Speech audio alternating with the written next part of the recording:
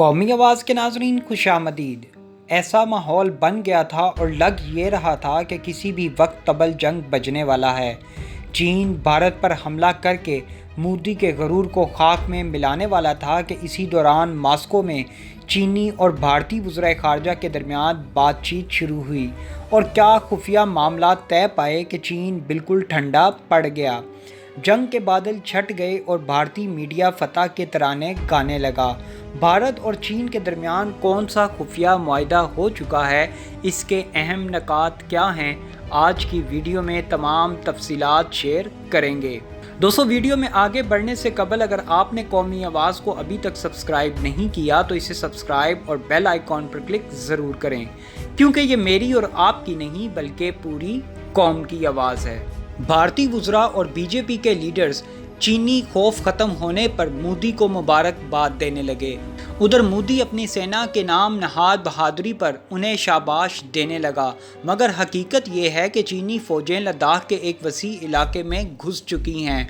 वो गलवान वादी से लेकर कई फिंगर हिल्स पर कब्ज़ा जमा चुकी हैं और अब मुआहदा होने के बाद भी वो वहीं पर मौजूद हैं। चीन का मौक़िफ़ है कि ये सारा उसका अपना इलाका है, जिससे वो एक इंच भी पीछे नहीं हटेगा।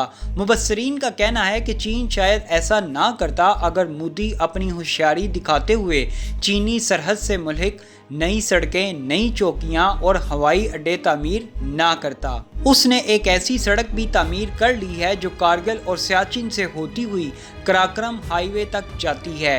मोदी इस रास्ते के जरिए गिलगित बल्तिस्तान पर हमला करके सी पैक के रास्ते को तहस नहस करना चाहता था। इस सिलसिले में उसे ट्रंप की पुष्टपनाही हासिल थी। अमेरिका चीन के ग्वादर बंदरगाह को इस्तेमाल करने के सख्त खिलाफ है। वो तो बहराई हिंद में भी इसके तिजारती जहाज़ों के रास्ते को रोककर उसकी तिजारत को नाकाबिले तलाफी नुकसान पहुंचाना चाहता है। मोदी गिलगित बल्तिस्तान पर हमला करने वाला ही था कि चीन ने लद्दाख की सरहद में अपनी फ़ौजें उतार दीं। मोदी इस अचानक चीनी यलगार को देखकर हक्का बक्का रह गया, इसलिए कि उसके वहमो गुमान में भी नहीं था कि चीनी सदर, जिनकी दोस्ती पर वो बेहद नाज़ा था, भारत के खिलाफ ऐसी कार्रवाई कर सकते हैं। फिर मोदी गिलगित बल्तिस्तान पर हमला क्या करता? चीनी फ़ौजों की लद्दाख में मज़ीद पेशकदमी रोकने में लग गया।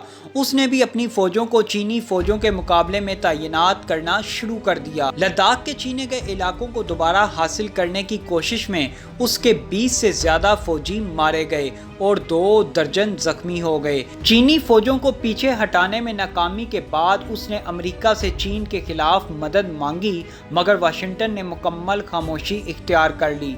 अमेरिका से मायूस होकर उसने रूस का दरवाज़ा खटखटाया, मगर वहां से भी कोई जवाब ना मिला। फिर वज़ीर दिफा को रूस भेजा, मगर वहां चीनी वज़ीर दिफा ने ना सिर्फ खूब डांट पिलाई बल्कि जिन इलाकों में चीन दाखिल हुआ था उन्हें खाली कैसे करता। वो तो उन इलाकों को अपना ही इलाका कहते हैं। इसके बाद मोदी ने ईरान और सऊदी अरब की मदद हासिल करने की कोशिश की, मगर भला कौन सुनता। मोदी ने बिलाकर अपने वज़ीर ख़ारजा जयशंकर को शंघाई ताउन तंजीम में शिरकत करने के बहाने मॉस्को भेजा, जहां चीनी वज़ीर ख़ारजा पहले से मौजूद थे। भारत रूस को पहले से दुहाई दे रहा था कि वो उसकी चीन से किसी तरह मुफाहमत करा दे। रूसी वज़ीर ख़ारजा सरगई ने चीनी वज़ीर ख़ारजा से मीटिंग करके उन्हें उनकी शराइत पर भारत से मुफाहमत के लिए तैयार कर लिया।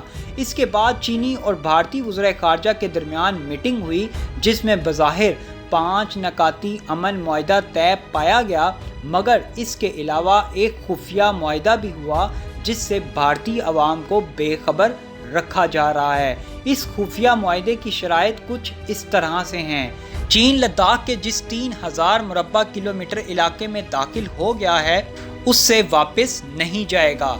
नंबर 2, भारत चीनी सरहद के करीब अब कभी कोई नई सड़क और चौकी तामीर नहीं करेगा। नंबर 3, भारत सी पैक को नुकसान पहुंचाने का ख्याल दिल से निकाल देगा। नंबर 4, भारत अमेरिकी ब्लॉक का हिस्सा नहीं बनेगा। नंबर 5, अपने मीडिया की चीन के खिलाफ प्रोपेगेंडा मुहिम ख़त्म कराएगा। नंबर 6, बहरे हिंद में चीनी तिजारती जहाज़ों के लिए रुकावट नहीं बनेगा। नंबर 7, जल्द जम्मू कश्मीर में फिर से भारतीय आइन की शिक 370 बहाल कर देगा। नंबर 8, भारत जंगी तैयारियां खत्म करके अपनी फौजों को सरहद से वापस बुला लेगा। इन तमाम शराइत पर भारत को अमल दरामद का पाबंद बना दिया गया। रूस ने जामिन का किरदार अदा किया। भारत ने इन शराइत को बखुशी कबूल कर लिया, इसलिए कि इस तरह वो चीन के हाथों जिल्लत अमेज शिकस्त से बच गया। दरअसल भारत की फौजी तैयारी मुकम्मल नहीं थी। भारत के पास ना तो चीन के मुकाबले में कोई फौजी हथियार और टेक्नोलॉजी है, फिर सबसे अहम बात यह है कि इसकी फ़ौज चीनी फ़ौज जैसी दलेर नहीं है। इस वक्त भारत बुरी तरह आलमी वबा की लपेट में है। आलमी वबा से रोज़ाना हज़ारों अफराद हलाक हो रहे हैं। मरीज़ों का इलाज गाय के पेशाब और गोबर से करने की वजह से आलमी वबा मज़ीद तेज़ी से फैल रही है। आलमी वबा के अलावा मोदी की नाकस पॉलिसियों की वजह से भारतीय मईशत का भट्टा बैठ गया है। गो के मोदी ने अपनी ज़मीन भी खो दी है और जिल्लत अमेज शराइत को भी कबूल कर लिया है, मगर भारत के मौजूदा गंभीर हालात में मोदी के लिए चीन से मुफाहमत करने के अलावा कोई और रास्ता नहीं था। फिर भी इसके लिए सौदा महंगा नहीं है, क्योंकि इस तरह मोदी का भरम भी कायम रह गया है। चीन के साथ जो मुआहिदा मंजरे आम पर आया है, अवाम तो उससे वाकिफ़ हैं, उन्हें खुफिया मुआहिदे की तो कोई खबर नहीं। चुनांचा मोदी अपने अवाम से फखरिया ये कह सकता है कि उसने चीन से बगैर लड़े जंग जीत ली है। फिर खुफिया मुआहिदे की अगर अवाम को किसी तरह खबर हो भी जाती तो भी मोदी फ़ख्र से कह सकता है कि अगर हमने अपनी कुछ ज़मीन खो भी दी तो क्या हुआ, ऐसा पहली दफ़ा तो नहीं हुआ।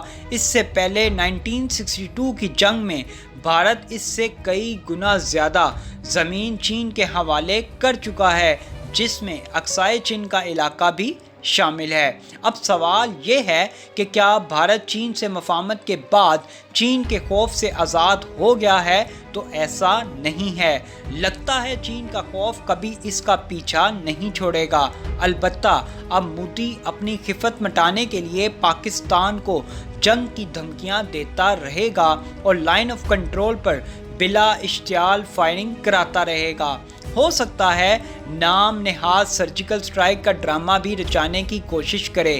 काश कि हमने मोदी को तरक्की बा तरक्की जवाब दिया होता तो आज वो हमसे भी चीन की तरह खौफजदा रहता। मोदी की शिकस्त के पीछे अगर किसी का हाथ है तो वो ट्रंप बहादुर का ही था।